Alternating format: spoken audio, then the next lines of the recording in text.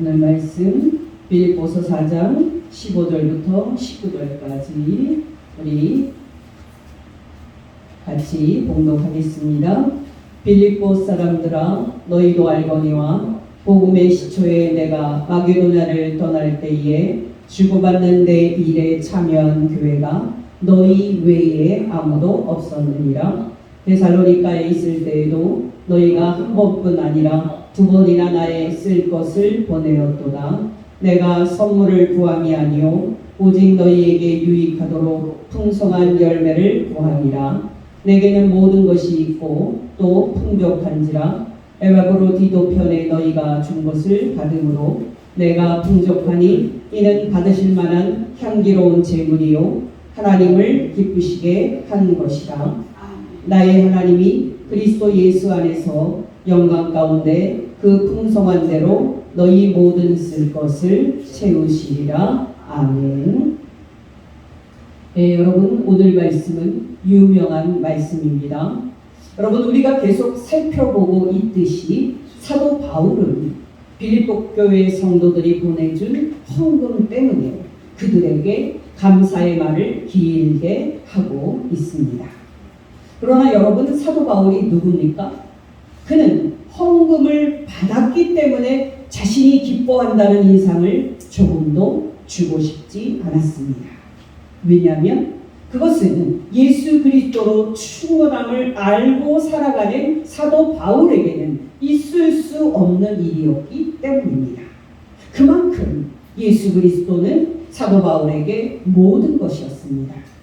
그러나 여러분, 사도 바울은 이 기회를 빌어서 그들이 보내준 헌금이 어떤 의미를 갖는지 또한 가르치고 있습니다. 여러분, 15절, 16절 두 절에서 사도 바울은 먼저 빌립보 교회 성도들이 보내준 헌금을 구체적으로 말하면서 그들에게 깊은 감사를 말하고 있습니다. 15절, 16절입니다. 빌립보 사람들아, 너희도 알거니와 복음의 시초에 내가 마게도냐를 떠날 때에 주고받는 내 일에 너희가 참여한 교회가 너희 외에 아무도 없었느니라. 데살로니가에 있을 때에도 너희가 한 번뿐 아니라 두 번이나 나의 쓸 것을 보내었도다. 여러분, 놀랍지 않습니까? 사도 바울은 마게도냐로 건너가서 빌립보에서 처음으로 복음을 전했지만 그 후로 그리스 본토 중심 도시들인 베레와와 데살로니가와 또 아테네와 고린도에서 연달아서 복음을 전하고 또 교회를 세웠습니다. 그러나 여러분, 사도 바울이 마게도냐와 그리스 본토에서 복음을 전할 때 그의 복음 전파 사역을 후원한 교회는 놀랍게도 빌립보 교회가 유일했습니다.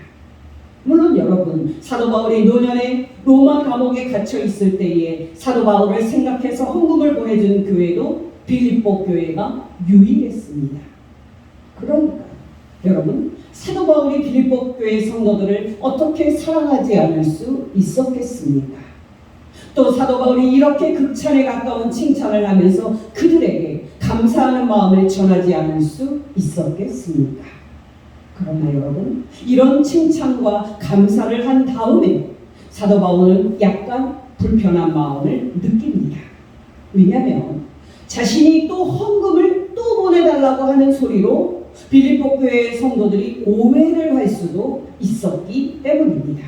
또 혹시나 그들의 선물이 도착하기 전에는 자신이 불행했고 그들의 선물이 없었다면 자신이 지금까지 살아남지 못했다는 그런 인상을 줌으로써 예수 그리스도께 불편함을 드릴 수도 있었기 때문입니다.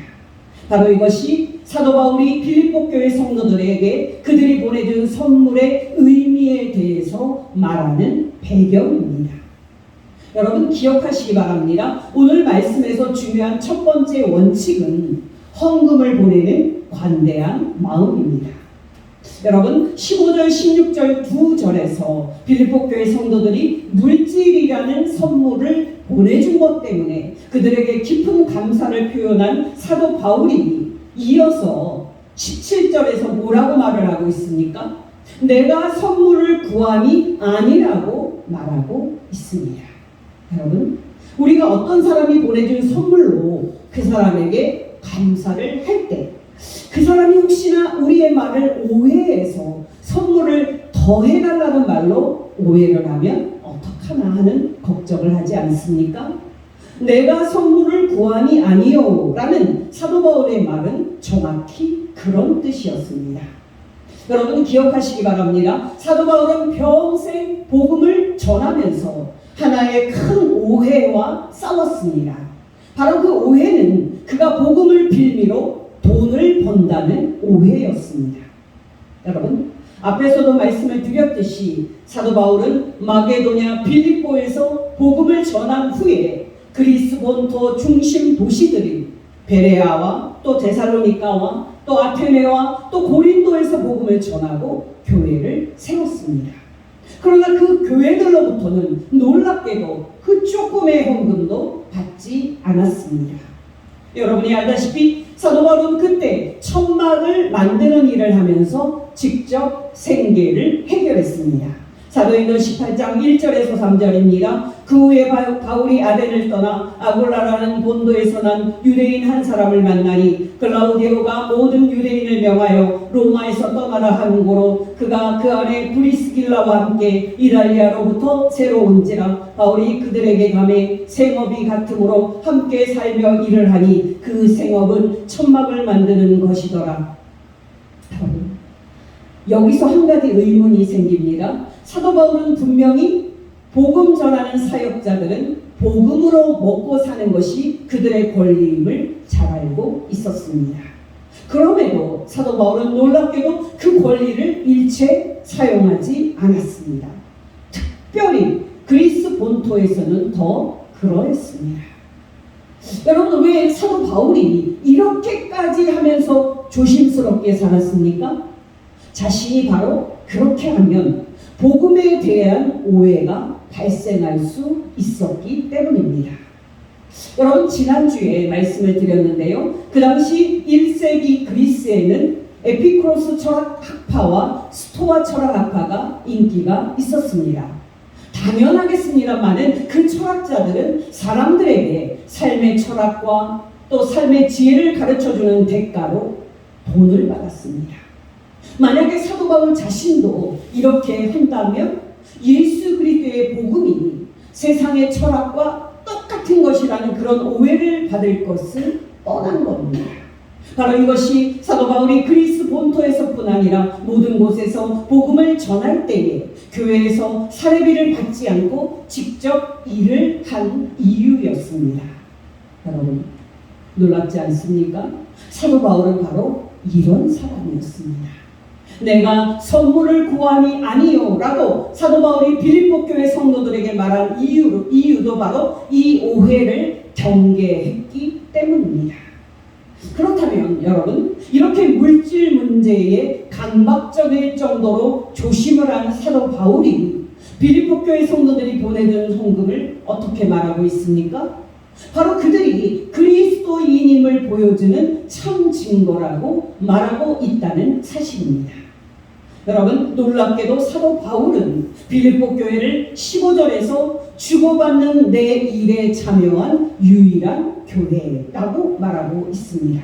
또 14절에서는 너희가 내 괴로움에 함께 참여하였으니 잘하였도다 라고 말하고 있습니다. 또 16절에서는 너희가 나의 쓸 것을 보내었도다 라고 말하고 있습니다. 여러분께 단도직입적으로 말씀을 드립니다. 여러분 물질로 표현이 되지 않는 신앙은 참신앙이 아닙니다. 정말 세상에서 가장 귀하다고 생각하고 있는 돈으로 표현되지 않는 신앙은 참신앙이 아닙니다.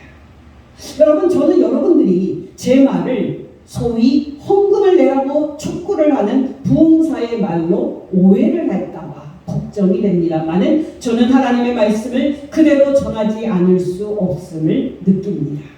여러분, 사실 사도 바울은 평생 복음을 전하면서 고난이든 또 물질이든 많은 괴로움을 겪었습니다. 모든 사람에게 쓸 것이 필요한 것처럼 사도 바울에게도 먹고 또 살아갈 돈이 필요했고 또 사도 바울에게도 잠을 잘 장소가 필요했습니다. 무슨 뜻입니까, 여러분? 사도 바울은 그런 쓸 것들이 부족해서 어려움이 많았고, 사도 바울은 그런 것들을 받을 필요가 있는 그런 궁핍한 상황에 있었다는 사실입니다. 근데 여러분, 사도 바울의 그런 궁핍함과 또 그로 인한 괴로움을 잘 알고 어떻게 해서든지 힘을 다해서 그에게 헌금을 보내준 교회가 어디였습니까? 바로 빌립보 교회 성도들이었습니다. 기억하시기 바랍니다. 신앙은 반드시 겉으로 표현되어야 하고 또 밖으로 나타나야 하는데요, 그 결정적인 증거는 우리가 궁핍한 사람에게 우리의 물질을 나누어 주는 겁니다. 더 좁혀서 말한다면 우리의 신앙이 잘됨을, 참됨을 보여주는 결정적인 증거는 복음을 전하는 개척교회 목회자나 또 선교사에게 우리의 물질을 지원하는 겁니다. 여러분이 알다시피 우리가 말로만 하나님을 사랑하고 우리가 말로만 예수님을 사랑하는 것은 얼마든지 우리에게 나타날 수 있는 위험입니다. 정말 여러분, 우리가 어려운 사람이나 복음 전도자에게 돈이나 물질을 주지 않고 말로 때우는 것은 얼마든지 우리에게 일어날 수 있는 위험입니다. 중요한 것은 여러분, 그것은 결코 참 신앙일 수 없다는 사실입니다.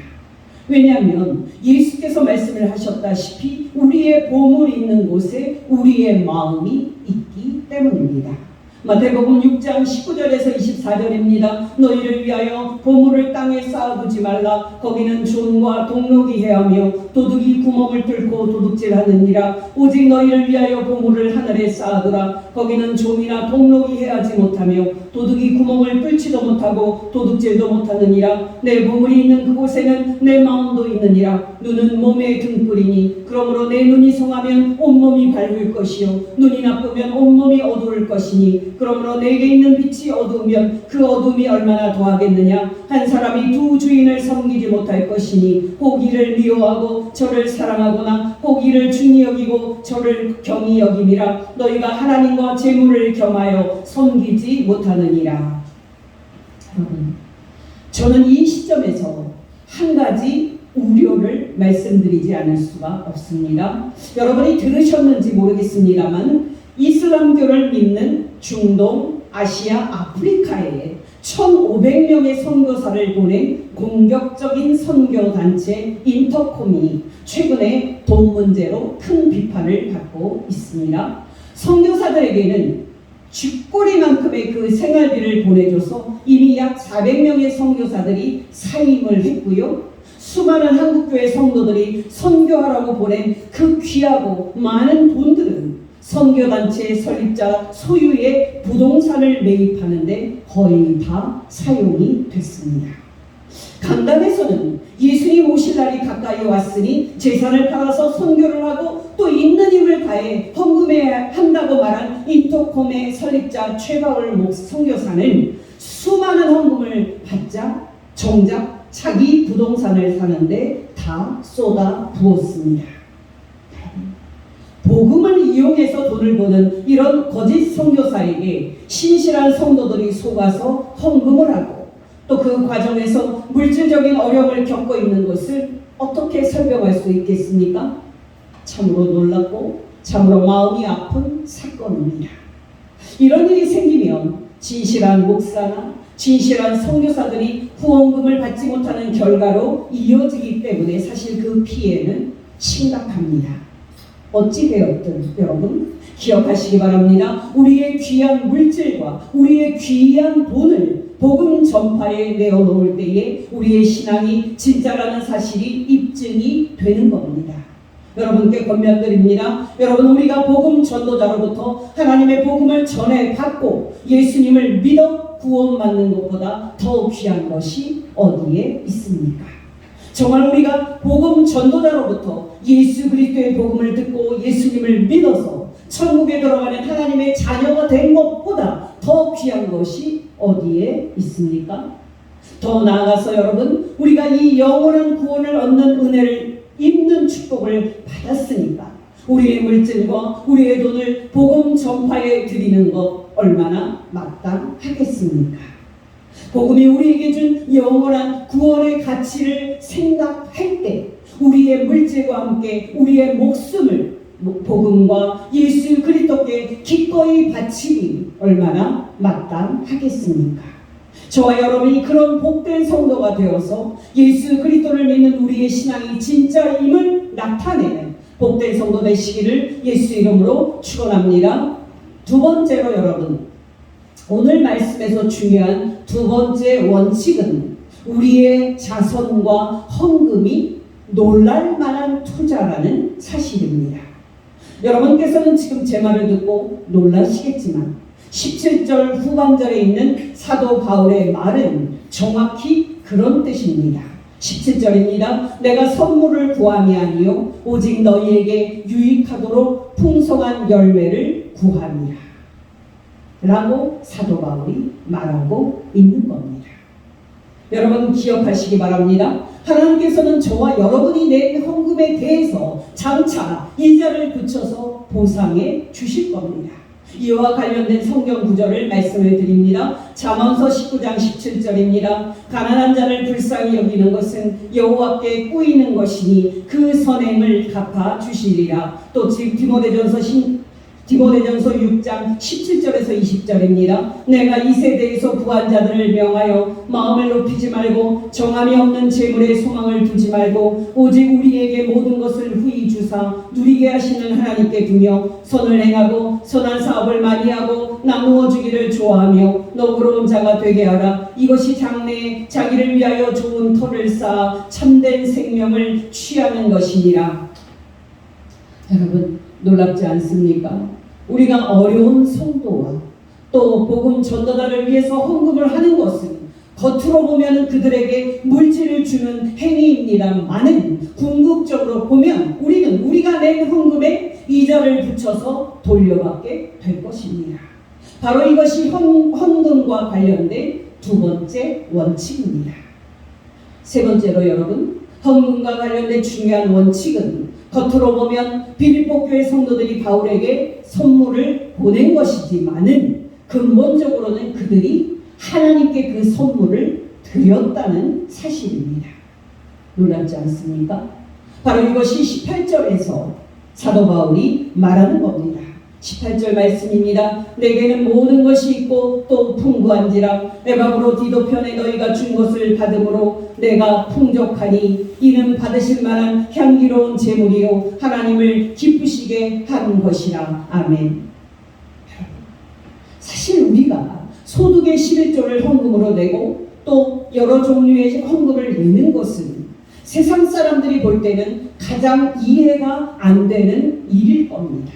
심지어는 헌금 내는 게 부담이 돼서 교회 다니기 힘들다 하고 말하는 사람들도 있습니다. 그러나 여러분 기억하시기 바랍니다. 겉으로 보면 우리가 교회나 목사나 선교사에게 헌금하는 것 같아 보입니다만은 실상은 그렇지 않습니다. 그것은 하늘에 계신 하나님께 드리는 것이고 그것은 하늘에 계신 하나님께서 받으시는 향기로운 제물입니다.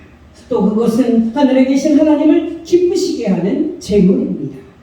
그러니 여러분 우리가 어찌 기쁘게 헌금하지 않을 수 있겠습니까? 솔직히 하늘에 계신 하나님께서 우리가 내는 헌금을 보고 계시고 또 하나님께서 그 헌금을 받으시고 기뻐하신다는 생각을 하기가 쉽지 않습니다만은 그것은 사실입니다. 두 랩돈을 넣은 가난한 과부를 칭찬한 예수님의 비유의 말씀입니다. 누가복음 21장 1절에서 4절입니다. 예수께서 눈을 들어 부자들이 헌금함에 헌금 넣는 것을 보시고 또 어떤 가난한 과부가 두 랩돈 넣는 것을 보시고 이르시되 내가 참으로 너희에게 말하노니 이 가난한 과부가 다른 모든 사람보다 많이 넣었도다. 저들은 그 풍족한 중에서 헌금을 넣었거니와 이 과부는 그 가난한 중에서 자기가 가지고 있는 생활비 전부를 넣었느니라 하시니라. 여러분께 권면드립니다. 여러분이 헌금하실 때에 인색하게 하지 마시기를 바랍니다. 왜냐하면 하나님께서는 우리가 우리의 가진 일부를 드리는지 우리가 가진 전부를 드리는지를 보시고 그대로 우리에게 갚아주실 것이기 때문입니다. 마지막으로 여러분, 헌금과 관련된 중요한 네 번째 원칙은 하나님께서 우리의 모든 쓸 것을 채워주신다는 사실입니다. 바로 이것이 사도 바울이 19절에서 말하는 겁니다. 19절 말씀입니다. 나의 하나님이 그리스도 예수 안에서 영광 가운데 그 풍성한 대로 너희 모든 쓸 것을 채우시리라. 아멘. 여러분이 알다시피 대한민국 국민들에게 있는 가장 큰 두려움은 생존에 대한 두려움입니다. 물론 여러분, 이 두려움은 예수를 믿는 저와 여러분의 두려움이기도 합니다. 여러분, 나라는 경제 성장으로 재정이 충분하고 또 부자들도 많아졌습니다만은 놀랍게도 서민들은 지금 생계에 대한 불안과 두려움으로 잠을 이루지 못하고 있습니다. 여러분, 어디에서 잘못되었기에 대한민국의 대다수 서민들이 이 고통을 받고 있습니까? 여러분, 중요한 것은 뭡니까? 상황이 이러하니 모든 사람이 돈에 미쳐 있다는 사실입니다. 사람들을 만나면 할 얘기가 그것만 있는 것이냐? 모든 사람들은 재테크 그리고 돈 버는 말들 뿐입니다. 그렇다면 여러분, 이런 상황에서 우리 그리스도인들은 어떻게 살아야 합니까? 우리도 세상 사람들처럼 돈이 있어야 살아남는다고 말하면서 또 그렇게 믿으면서 하나라도 더 움켜쥐라고 악을 쓰고 돈을 버는데 목숨을 걸어야 합니까? 결코 그럴 수 없습니다. 또 그럴 필요도 없습니다. 왜냐하면 하나님께서 저와 여러분의 모든 쓸 것을 채워주실 것이기 때문입니다. 여러분이 알다시피 사도 바울은 지금 로마 감옥에 갇혀 있습니다. 사실 어려운 상황입니다. 그러나 사도 바울은 그동안 자족하면서 환경에 결코 영향을 받지 않는 방법을 배워서 이겼듯이 이번에도 이 상황을 자족하면서 이길 것을 확신하고 있습니다. 그 이유는 무엇입니까? 궁극적으로 하나님께서 그의 모든 쓸 것을 채워주실 것을 확신하기 때문입니다. 여러분, 지금 상황은 사도 바울은 어려운 감옥에 있는 궁핍한 상황이고 빌립보 교회 성도들은 지금 사도 바울을 도와줄 수 있는 풍부한 상황입니다. 그러나 여러분, 상황이 변하는 것이 세상이듯이 빌립보 교회 성도들이 앞으로 궁핍하고 또 어려운 상황에 처할 수도 있는 겁니다. 바로 그때를 내다보면서 사도 바울은 빌립보 교회 성도들에게 그들의 미래를 염려하지 말라고 말하고 있는 겁니다. 왜냐하면 하나님께서 그들의 모든 쓸 것을 채워주실 것이기 때문입니다. 염려하지 말라 하는 이 말씀은 우리 예수님께서 우리에게 산상수훈에서 말씀해 주신 위대한 말씀입니다. 마태복음 6장 25절 말씀입니다. 그러므로 내가 너희에게 이르노니 목숨을 위하여 무엇을 먹을까 무엇을 마실까 몸을 위하여 무엇을 입을까 염려하지 말라. 또 31절에서 32절입니다. 그러므로 염려하여 이르기를 무엇을 먹을까 무엇을 마실까 무엇을 입을까 하지 말라. 이는 다 이방인들이 구하는 것이라. 너희 하늘 아버지께서 이 모든 것이 너희에게 있어야 할 줄을 아시느니라. 여러분, 예수님의 이 말씀은 살기 어려운 이 세상을 살아나가는 우리들에게 얼마나 큰 위로가 되는 말씀입니까? 바로 사도 바울은 빌립보 교회 성도들에게 감사를 전하면서 앞으로 뭐 먹고 살지 하면서 미래를 염려하지 말라고 말하고 있는 것입니다. 여러분 중에는 이 하나님의 약속을 들으면서도 정말 하고 반신반의하는 분이 있을 것입니다만은 이 진리는 다윗도 인생을 다 살아보고 말하고 있는 사실입니다. 시편 37편 25절입니다. 내가 어려서부터 늙기까지 의인이 버림을 당하거나 그 자손이 거식함을 보지 못하였도다. 아멘. 놀랍지 않습니까? 이 말씀을 조금 더 깊게 생각을 해 보겠습니다. 여러분, 이 말씀과 관련해서 우리가 알게 되는 첫 번째 사실은 하나님의 약속의 관대함입니다. 여러분 19절에 있는 사도 바울의 말은 한 단어 한 단어가 다 중요한 말입니다. 다시 19절 말씀입니다. 나의 하나님이 그리스도 예수 안에서 영광 가운데 그 풍성한 대로 너희 모든 쓸 것을 채우시리라. 어떤 사람이 다 해줄 것처럼 말한다고 생각을 해봅시다. 그러나 그 사람이 사실은 아무것도 가진 것 하나 없는 빈털털이라면 그 사람의 말은 헛된 말이 될 겁니다. 그렇다면 여러분, 우리 하나님은 어떤 분입니까? 우리에게 필요한 모든 쓸 것을 채워주시겠다고 약속을 했지만 그 약속을 지킬 수 없는 가난한 분입니까? 그렇지 않습니다. 우리 하나님은 영광 가운데 그 풍성함을 소유하고 있습니다. 우리 하나님은 하늘과 땅에 있는 모든 것을 소유하고 있는 부요한 분이십니다. 시편 24편 1절입니다. 땅과 거기 충만한 것과 세계와 그 중에 거하는 자가 다 여호와의 것이로다. 여러분, 이스라엘 백성 중에는 희생 제사를 드릴 때 자신들이 하나님의 필요를 채워드린다고 생각을 하는 불경건한 사람들이 있었습니다. 근데 여러분, 그런 생각을 가진 자들에게 하나님께서 뭐라고 말씀을 하셨습니까? 이 땅에 있는 모든 것이 당신의 소유라고 말씀하셨습니다. 시편 5편 10절입니다. 이는 삼림의 짐승들과 천산의 생축이 다 내 것이며. 여러분, 하나님께서 하늘과 땅을 창조하시고 하늘과 땅을 다 소유하고 계시는 분이시니까 우리의 모든 쓸 것을 채워주시겠다는 이 하나님의 약속은 얼마나 믿을 만한 겁니까? 또 여러분, 이 약속을 말하면서 사도 바울이 하나님에 관해서 뭐라고 말하고 있습니까? 바로 나의 하나님이라고 말하고 있습니다. 나의 하나님. 여러분, 혹시 여러분 중에는 하늘과 땅을 소유하고 계시는 창조주 하나님께서 저 윤연아의 하나님은 되시지만 여러분의 하나님은 되시지 않는다고 생각하는 분이 있습니까? 그렇게 생각하지 마시기를 바랍니다. 하나님은 여러분의 하나님도 되십니다.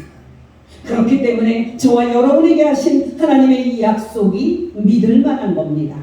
여러분, 이 말씀이 중요해서 다시 말씀을 드리는데요. 여러분이 예수 그리스도를 믿는다면 여러분, 하나님께서는 여러분에게 특별한 관심을 기울이고 계십니다.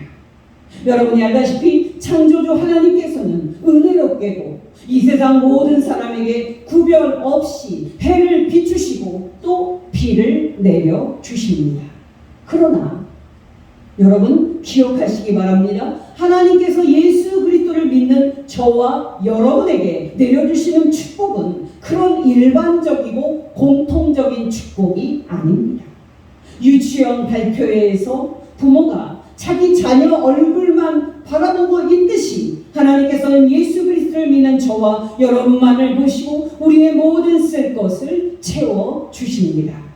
그러므로 삶이 앞으로 막막한 것처럼 보일 때도 정말 뭐 먹고 살지? 할 정도로 앞이 하나도 보이지 않는 상황일지라도 염려하지 마시기 바랍니다. 여러분, 사실 하나님의 이 약속은 너무나도 놀랍습니다. 왜냐하면 우리의 모든 필요한 것들을 하나님께서 채워주신다고 약속하셨기 때문입니다. 놀랍지 않습니까? 정말 우리의 모든 것입니다. 그러나 여러분, 오해하지 마시기 바랍니다. 하나님께서 우리에게 채워주시겠다고 약속하신 것은 우리에게 필요한 모든 것이지 모든 사치품이 아닙니다. 여러분, 또 오해하지 마시기 바랍니다. 우리가 있어야 한다고 생각하는 것과 하나님께서 보실 때 우리에게 있어야 한다고 생각하는 것이 다를 수 있다는 사실입니다. 그러나 여러분, 한 가지는 확실합니다. 우리가 생존하는데 꼭 필요한 것들은 하나님께서 반드시 채워주실 겁니다. 여러분께 다시 상기시켜 드리건데, 우리는 우리의 믿음이 얼마나 강하고 강건한지 또 간절한지를 보시고 하나님께서 우리의 모든 필요를 채워주시는 것으로 생각하는 경향이 있습니다만 그렇지 않습니다. 하나님의 이 약속은 우리가 예수 그리스도를 믿고 우리가 예수 그리스도 안에 있기 때문에 우리에게 해당이 되는 것이지, 우리의 주관적인 그러한 신심 때문에 우리에게 해당되는 것이 아닙니다. 바로 이것이 사도 바울이 19절에서 하나님의 약속을 말하면서 그리스도 예수 안에서라고 말하는 이유입니다. 그리스도 예수 안에서. 이 말씀과 관련을 해서 두 번째로 중요한 진리는 하나님의 약속의 확실성입니다. 바로 19절에서 사도 바울은 나의 하나님이 채우시리라고 확신 있게 말하고 있습니다. 여러분 기억하시기 바랍니다. 사도 바울은 하나님께서 아마 채워주실 수도 있을 거라고 말하지 않습니다. 그러나 하나님께서 반드시 채워주신다 하고 확신 있게 말하고 있습니다. 여러분 이 진리는 절대적으로 확실한 놀라운 진리입니다. 여러분 이 진리는 조지 뮬러가 평생 체험한 사실이었고 수많은 성도들이 체험한 사실입니다. 그러나 여러분 기억하시기 바랍니다. 우리는 하나님께서 어떻게 우리의 모든 필요를 채우실지 그 방법을 정확히 알 수 없습니다. 우리는 단지 하나님의 약속만을 받았을 뿐입니다.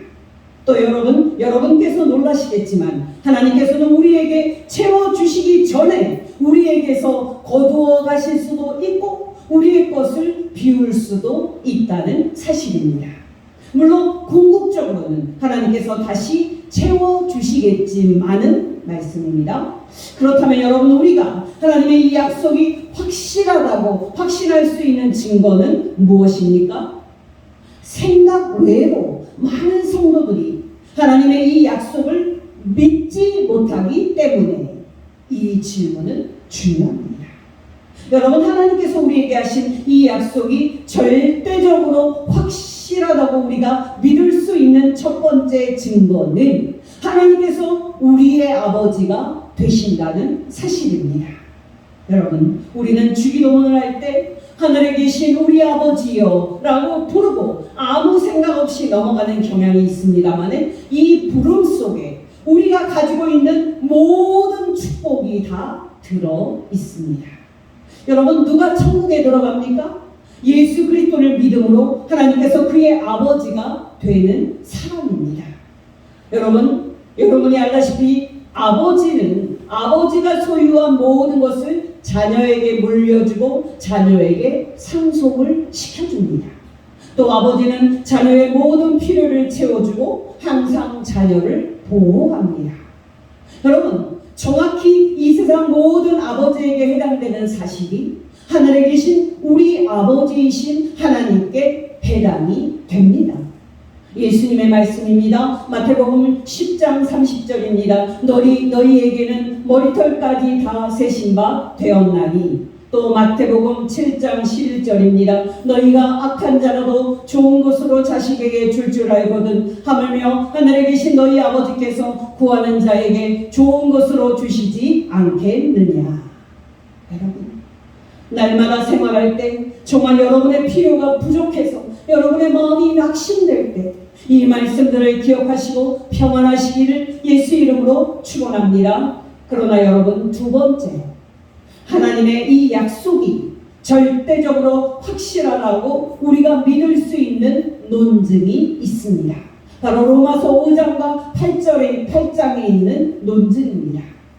여러분 길게는 말씀을 지금 드릴 수는 없고요. 그 두 장에 있는 사도 바울의 논증은 우리 구원의 절대적 확실성에 대한 논증인데요. 사도 바울은 우리 구원의 확실성을 논증하면서 더 큰 것이 사실이라면 그거보다 더 작은 것은 얼마나 더 사실이겠는가라는 논증을 사용하고 있습니다. 여러분 우리는 보통 예수 그리스도의 구원 사건을 생각할 때 예수 그리스도의 초림 사건들인 성육신과 십자가 죽음과 부활 승천을 예수 그리스도의 재림 사건보다 중요성이 덜한 것으로 생각을 하는 경향이 있습니다만 실은 그렇지 않습니다. 예수 그리스도의 그 초림 구원 사건이 예수 그리스도의 재림 구원 사건보다 그 가치나 중요성이 훨씬 더 큽니다. 무슨 뜻입니까, 여러분? 초림 때 예수 그리스도께서 저와 여러분을 구원하시기 위해서 당신의 가장 귀한 생명을 우리 죄의 대속물로 십자가에 내어주시기까지 하셨다면, 재림 때 예수 그리스도께서 우리를 최종적으로 구원하시는 일은 얼마나 더 당연하겠습니까? 하는 그런 논증입니다. 로마서 5장 10절입니다. 곧 우리가 원수 되었을 때에 그 아들의 죽으심으로 말미암아 하나님으로 더불어 화목되었은즉 화목된 자로서는 더욱 그의 살으심을 인하여 구원을 얻을 것이니라. 또 로마서 8장 32절입니다. 자기 아들을 아끼지 아니하시고 우리 모든 사랑을 위하여 내어주시니가 어찌 그 아들과 함께 모든 것을 우리에게 은사로 주지 아니하시겠느뇨. 아멘. 여러분, 기억하시기 바랍니다. 당신을 거역하고 대적한 우리 죄인들이 구원과 용서를 받을 수 있도록 당신의 가장 사랑하는 독생자 아들을 보내사 십자가에서 우리 대신 죽게 하신 하나님께서 먹을 것과 또 마실 것과 입을 것과 같은 일시적인 더 작은 문제들에서 우리를 버리시겠습니까? 절대적으로 불가능합니다. 왜냐하면 하나님께서 예수 그리스도의 초림 때 예수 그리스도 안에서 이미 이루신 더 큰 구원의 일은 하나님께서 틀림없이 우리를 위해서 더 작은 일을 이루어 주실 것이라는 그런 보장이기 때문입니다. 다시 빌립보서 1장 6절입니다. 너희 속에 착한 일을 시작하신 이가 그리스도 예수의 날까지 이루실 줄을 우리가 확신하노라. 또 다시 빌립보서 4장 19절입니다. 나의 하나님이 그리스도 예수 안에서 영광 가운데 그 풍성한 대로 너희 모든 쓸 것을 채우시리라. 여러분께 권면드립니다. 저와 여러분의 삶이 어떤 상황 속에서도 하나님의 장중에 있고 우리가 우리 하나님의 사랑과 돌보심 안에 절대적으로 보호받고 있음을 알아서 어떤 상황 속에서도 염려하지 않고 항상 기뻐하고 항상 평안한 성도 되시기를 예수 이름으로 축원합니다. 기도하겠습니다. 하나님 아버지, 오늘 말씀을 통해서 하나님께서 우리의 모든 쓸 것을 채워주신다는 위로의 말씀을 가르쳐 주신 것 진심으로 감사를 드립니다. 하나님 아버지, 날마다 우리에게 말씀과 성령으로 충만하게 하여 주시사 어떤 상황 속에서도 하나님의 이 놀라운 약속을 붙잡고 염려하지 않고 항상 기뻐하고 항상 평안한 성도 되게 하옵소서. 우리의 모든 죄를 대신 지시고 십자가에서 우리 죄값을 다 지불해 주신 어린 양 예수 그리스도의 이름으로 기도합니다. 아멘.